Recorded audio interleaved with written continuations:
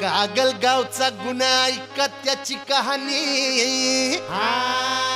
रांगडा ज्याचा बाज आगळं हुत पाणी पैलवानी त्वरा त्याचा रुबाब राजावानी कौतिक सांगू किती पठ्ठ्या बहुगुणी ऐसा कलंदर त्याचा येगळाच ढंग त्याचा येगळाच ढंग हाती हुन्नर डोसक्या मंदी झिंग डोसक्या मंदी झिंग